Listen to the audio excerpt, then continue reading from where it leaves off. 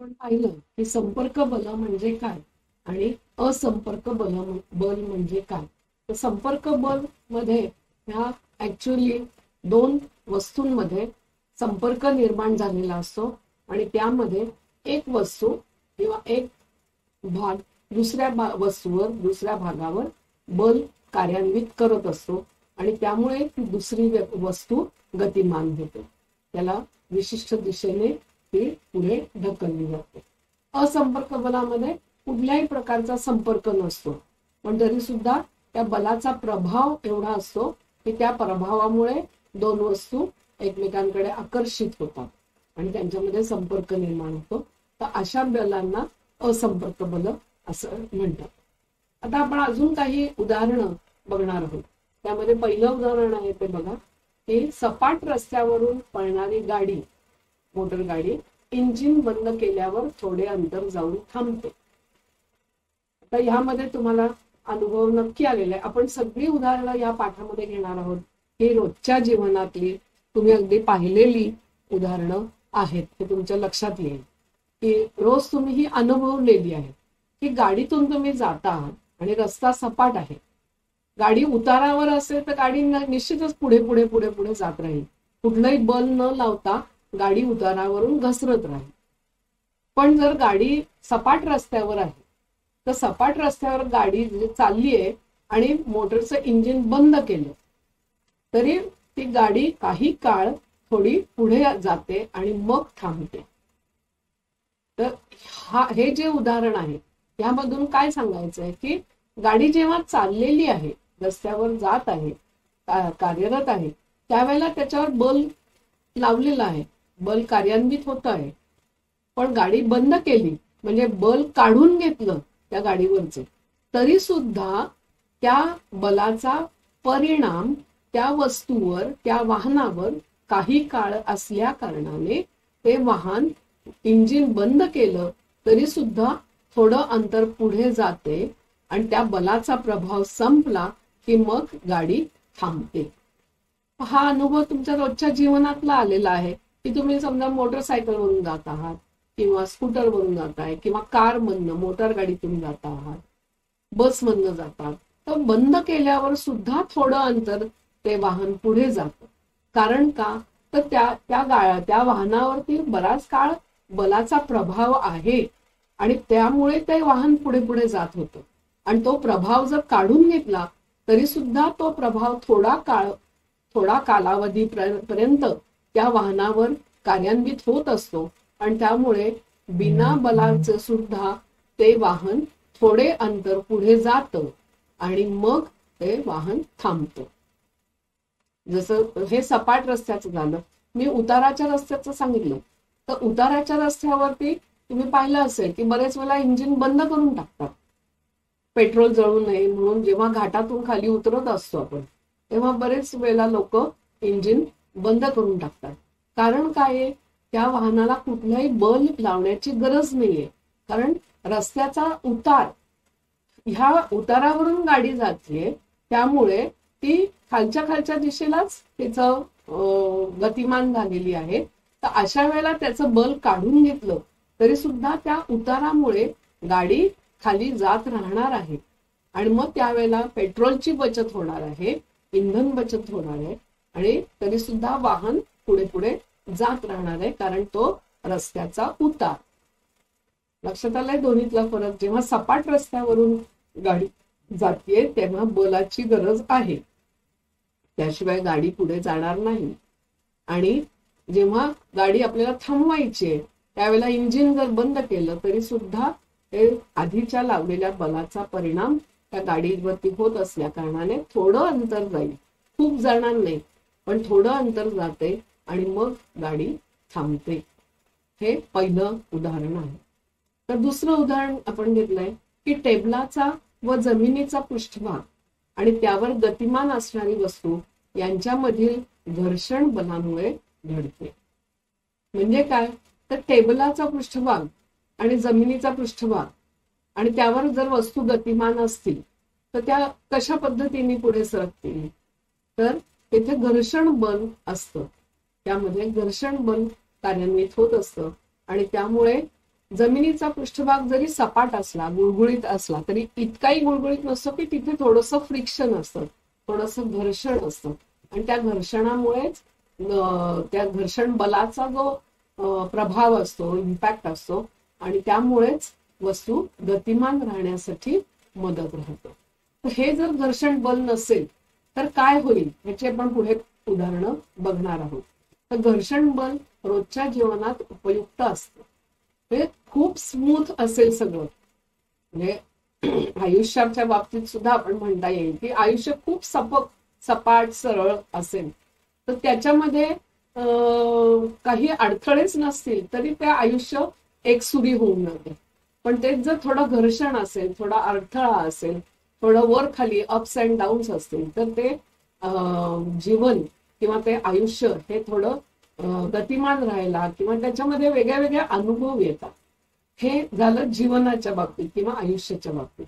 पण इथे आपण बघतो की घर्षण बल आहे आणि ते घर्षण बल आपल्या रोजच्या जीवनात उपयुक्त ठरतं.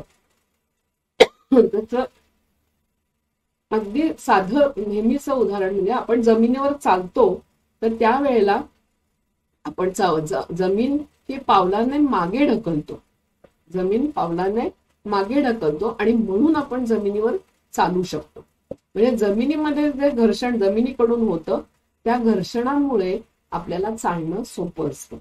पण हे जर घर्षण कमी झालं, याची उदाहरणं आपण पुढे बघू. घर्षण जर कमी झालं किंवा घर्षण नसेल तर आपण घसरून पडू, आपण चालू शकणार नाही.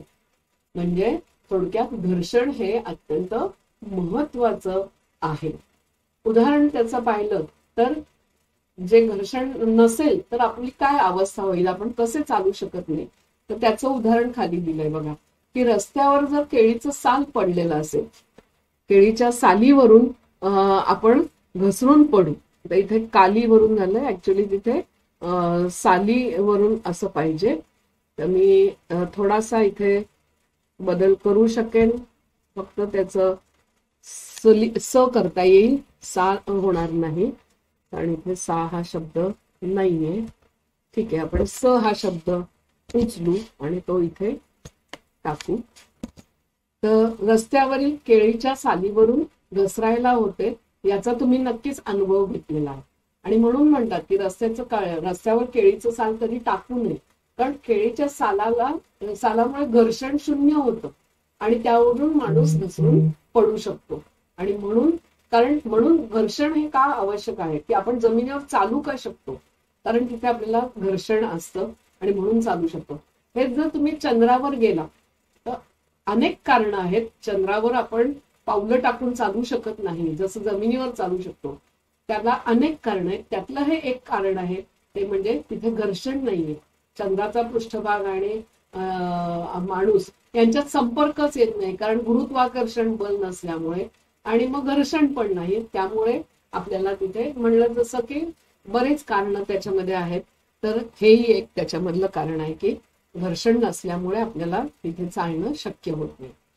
जर चिखल सांडलेलं असेल पावसाळ्याच्या दिवसात म्हणा, किंवा रस्त्यावरती ऑइल सांडलेलं असेल, वाहनांचे अपघात झालाय, टक्कर झालीये, ऑइल सांडलंय, डिझेल पेट्रोल सांडलेलं आहे, किंवा घरात सुद्धा तेलाची पिशवी फोडली किंवा तेल जमिनीवर सांडलं आणि त्याच्यावरून आपण चाललो तर आपण घसरून पडतो.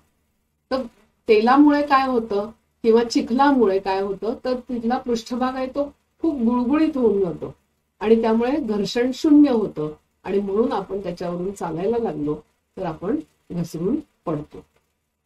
ही सगळी उदाहरणं जी आहेत याच्यातून आपल्याला एक लक्षात येतं की घर्षणाची आवश्यकता आहे. जर आपल्याला जमिनीवर चालायचं असेल तर घर्षण असेल तरच आपण चालू शकतो, सहजपणे नीटपणे न पडता चालू शकतो. पण जर घर्षण नसेल, पृष्ठभाग हा अतिशय गुळगुळीत असेल, मग तो केळ्याच्या सालीमुळे झालेला असेल किंवा चिखलामुळे झाला असेल किंवा ऑइल किंवा पेट्रोल डिझेल किंवा गोडं तेल अगदी सांडलेलं असेल घरामध्ये, तर त्यामुळे पृष्ठभाग गुळगुळीत होतो आणि म्हणून घर्षण शून्य होतं आणि त्यामुळे आपण त्याच्यावरून चालू शकत नाही. चालायला लागलं तर घसरून पडतो. तर तुम्ही अनुभव एक घेतला नसेल, पण घेण्याचा जर संधी मिळाली तर जरूर हे करा, प्रयत्न करा. जिथे तेल बनवणाऱ्या कंपन्या असतात, फॅक्टऱ्या असतात किंवा कारखाने असतात, उदाहरणार्थ खोबरेल तेल किंवा शेंगदाणा तेल वगैरे, तर तिथल्या ज्या जमिनी आहेत, सतत तेल तिथे तयार होत असतं, सांडत असतं किंवा काय, त्या जमिनी सुद्धा तिथे खूप अशा गुळगुळीत झालेल्या असतात.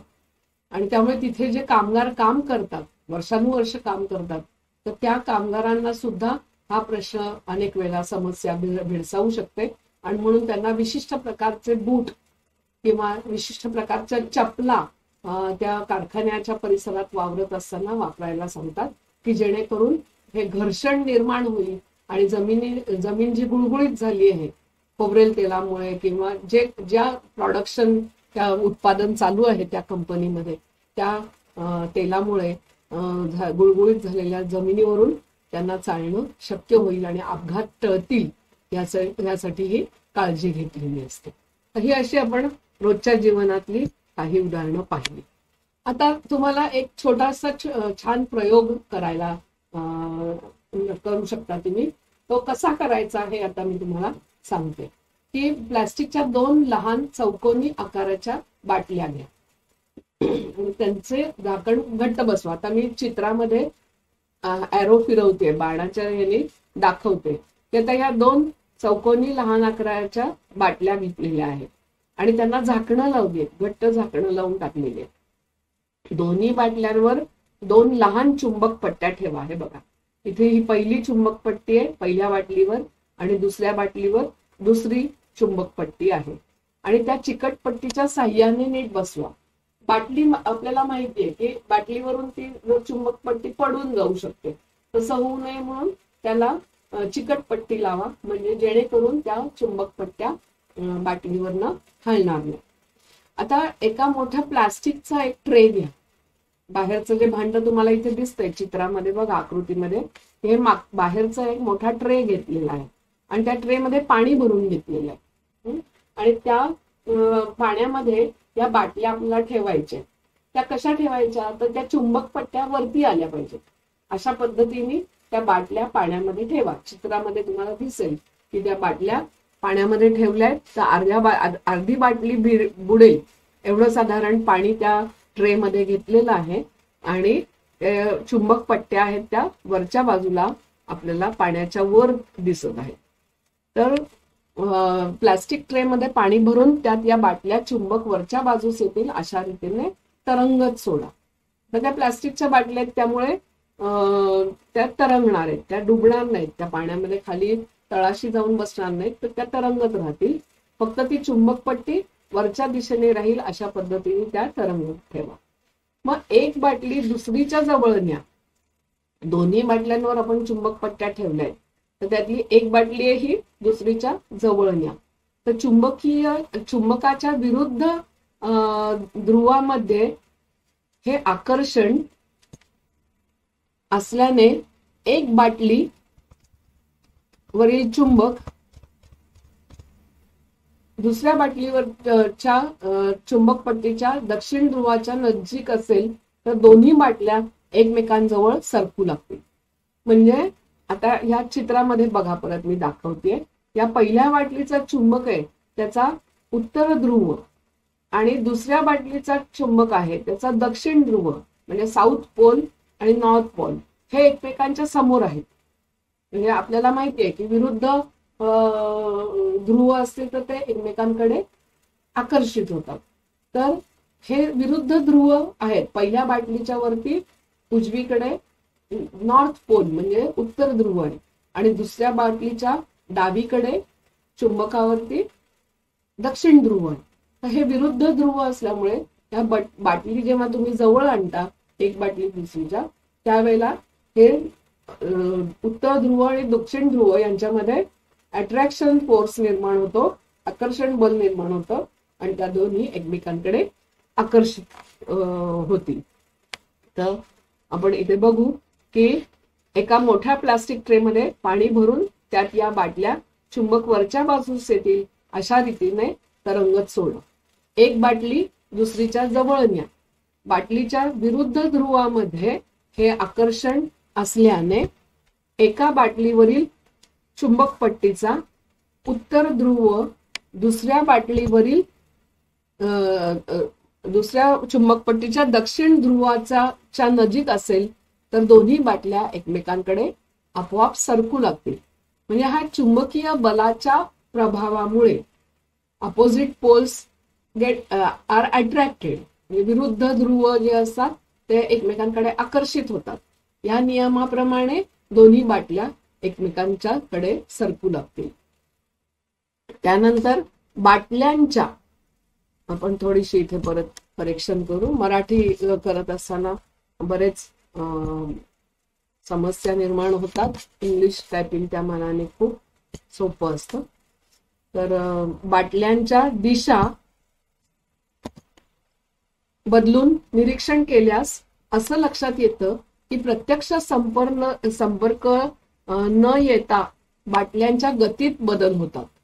म्हणजे त्या बाटल्या अगदी संपर्कात येत नाहीत प्रत्यक्ष एकमेकांच्या, तरी सुद्धा त्यांची गती बदलते. कारण त्या बाटल्यांवर असलेले चुंबक आणि त्या चुंबकांचा असलेलं चुंबकीय क्षेत्र, त्याचा एकमेकांवरचा प्रभाव, यामुळे त्या बाटल्या एकमेकांकडे आकर्षित होतात. म्हणजे किंवा संपर्क प्रत्यक्ष न येता सुद्धा त्यांच्या गतीमध्ये बदल होतो. याचा अर्थ दोन चुंबकांमध्ये असंपर्क बल कार्यरत आहे. हे आपण ह्या प्रयोगातनं सिद्ध करू शकतो. अगदी सोपा प्रयोग आहे. दोन बाटल्या आपल्याला मिळू शकतात. त्याप्रमाणे त्या बाटल्यांवरती दोन चुंबक आपण लावू शकतो आणि त्या एका ट्रे मध्ये पाणी भरून त्या बाटल्या तिच्यात सोडून आपण हा प्रयोग, अगदी सोप्या पद्धतीचा प्रयोग आहे, हा करून बघू शकतो. तर नक्की हा प्रयोग करून बघा. म्हणजे मग तुमच्या लक्षात येईल की दोन चुंबक पट्ट्या ह्या विरुद्ध पोल्स जर असले तर त्या बाटल्या एकमेकांकडे सरकतात. हे जर उलट असेल तर काय होईल? म्हणजे दोन्ही एका पहिल्या बाटलीचा, ही पहिली बाटली आहे, ह्याचा नॉर्थ पोल इथे आहे आणि दुसऱ्या बाटलीचा नॉर्थ पोल किंवा उत्तर ध्रुव हा इकडे आहे. तर दोन नॉर्थ पोल एकत्र आले, दोन उत्तर ध्रुव जर एका दिशेत असतील तर त्या बाटल्या आकर्षित होणार नाहीत, तर त्या एकमेकांपासून दूर जातील. पण हे जर विरुद्ध ध्रुव असतील तर त्या एकमेकांच्या बाजूला सरकायला लागतील. तर म्हणजे चुंबक क्षेत्राच्या प्रभावाचा हा परिणाम असलेलं आपल्याला लक्षात येईल. तर अतिशय सोपा प्रयोग आहे. असंपर्क बल सिद्ध करण्यासाठी, त्याचा कसा प्रभाव होतो, कसं कार्यरत होतं हे सिद्ध करण्यासाठी ह्या दोन चुंबकांचा आपण उपयोग करून बाटल्यांच्या द्वारे हा प्रयोग करू शकतो. आता पुढचा भाग आहे तो म्हणजे संतुलित आणि असंतुलित बले. ही संतुलित आणि असंतुलित बल म्हणजे काय? तर ह्याला परत एक छोटा प्रयोग आहे. मी जसं म्हणलं की या पाठामध्ये आपण अनेक छोटे छोटे प्रयोग, नेहमीची रोजच्या जीवनातली उदाहरणं यांचा संदर्भ घेऊन ते कशा पद्धतीने कार्यान्वित होत असतं, ह्या मागचं विज्ञान काय आहे, त्यामागचे शास्त्रीय कारण काय आहे हे आपण बघतो आहे. आणि त्यामुळे तुम्हाला ह्या घटना रोज घडत असताना किंवा तुम्ही बघत असताना तुम्हाला या वैद्यकीय बैठकीचा तुमच्या मनामध्ये जी निर्माण झालेली आहे हे कॉन्सेप्ट किंवा या संकल्पना दृढ होण्यास मदत होईल. आता हा छोटासा प्रयोग पुढचा आपण करणार आहोत. तर म्हणजे पुठ्ठ्याचं एक खोकं घेऊन त्याच्या दोन बाजूला सुतळी किंवा जाड दोरा बांधून खोकं एका सपाट पृष्ठभागाच्या टेबलावर ठेवा. ठीक आहे. आता चित्रामध्ये हे दाखवलंय. हे टेबल घेतलंय, त्याचा पृष्ठभाग सपाट आहे, त्या पृष्ठभागावर खोकं ठेवलंय. चित्रामध्ये बघा मी ॲरो दाखवते. ह्या टेबलवरती सपाट पृष्ठभागावर हे खोकं ठेवलंय आणि त्याच्या दोन्ही बाजूनी दोरा किंवा सुतळी, जाड दोरा किंवा सुतळी सोडलेली आहे. हे तुम्हाला दिसेल. तर आता पुढे काय करायचंय? दोरी टेबलाच्या दोन्ही बाजूंकडे खाली घ्या. म्हणजे त्या खोक्याच्या खाली, टेबलाच्या खाली ती दोरी दोन्हीकडनं आलेली दिसते आहे. ही इकडच्या बाजूची आणि तिकडच्या बाजूची थोडी दोरी दिसतीये. आता त्या दोन्ही दोरीच्या टोकांना पारडी बांधा. वजन काट्याची जी पारडी असतात ती बांधा. आणि म्हणून त्यासाठी ती सुतळी किंवा दोरा जो घेताय तो तुम्ही जाड घ्या, की जेणेकरून त्याला ते पारड्याचं वजन पेललं जाईल.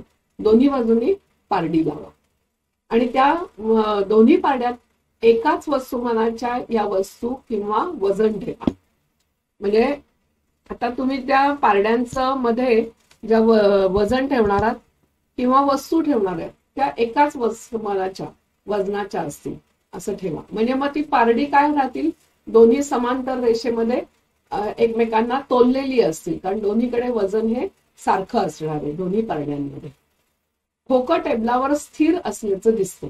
अशा परिस्थितीमध्ये टेबलवरचं खोकं जे आहे ते स्थिर असलेलं तुमच्या लक्षात येईल. त्यानंतर एखाद्या पारड्यात दुसऱ्या पारड्यापेक्षा अधिक वस्तुमानाच्या वस्तू ठेवा. आता एका पारड्यात वजन समजा 10 ग्रॅम असेल तर दुसऱ्या पारड्यामध्ये पण 10 ग्रॅम ठेवलं तर ती दोन्ही पारडी समतोल राहतील आणि टेबलवरचं खोकं सुद्धा स्थिर राहील. आता एका पारड्यात 10 ग्रॅम ठेवले, दुसऱ्या पारड्यात 50 ग्रॅम वजन केलं तर आता काय आपल्याला फरक झालेला आढळेल, तर म्हणजे एखाद्या पारड्यात दुसऱ्या पारड्यापेक्षा अधिक वस्तुमानाच्या वस्तू ठेवल्यास खोके त्या पारड्याच्या दिशेने सरकू लागेल. म्हणजे 50 ग्रॅम वजन ठेवलेलं असलेलं जे पारडं आहे त्या पारड्याच्या बाजूला खोकं टेबलवरती, टेबला सपाट पृष्ठभागाच्या वर ठेवलेलं जे खोकं आहे ते त्या पारड्याच्या दिशेला सरकायला लागेल जिकडे वजन जास्त आहे, 50 ग्रॅम वजन आहे अशा बाजूला ते खोकं सरकायला लागेल. पारड्यात एकसारखे वस्तुमान असताना दोन्ही पारड्यांवर समान गुरुत्वीय बल कार्यरत होते. आता आपल्याला माहिती आहे की गुरुत्वाकर्षण बल प्रत्येक वस्तूवर त्याचा प्रभाव असतो, कार्यान्वित होत असतो. तर जेव्हा दोन्ही पारड्यांमध्ये सारखं वजन ठेवलेलं आहे तेव्हा दोन्ही पारड्यांवर खालच्या बाजूने गुरुत्वीय बल जे कार्यान्वित होतंय ते सारख्या प्रमाणात होतंय. पण जेव्हा आपण वजन बदलतो, एका पारड्यात 10 ग्रॅम आहे, एका पारड्यात 50 ग्रॅम आहे, त्याबरोबर ते वरचं खोकं सरकलंय 50 ग्रॅमच्या बाजूला आणि 50 ग्रॅमचं पारडं हे खाली गेलंय.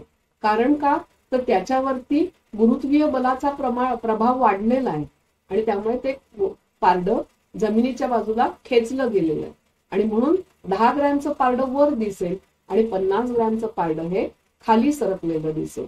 आणि त्याप्रमाणे वरचं खोकं सुद्धा 50 ग्रॅम जिकडे आहे वजन त्या बाजूला टेबलवर सरकलेलं दिसेल. म्हणजे आता इथे गुरुत्वीय बलाचा परिणाम झालेला आपल्याला दिसतोच. म्हणजेच खोक्यावर संतुलित बले लावली जातात. हे झालं पारड्यांवरच्या बलाचं. खोक्यांवर काय होतंय, जेव्हा दोन्ही पारड्यांमध्ये 10-10 ग्रॅम वजन आहे तेव्हा खोक्यावर समान बल लावलं जात आहे किंवा संतुलित बल कार्यान्वित आहे.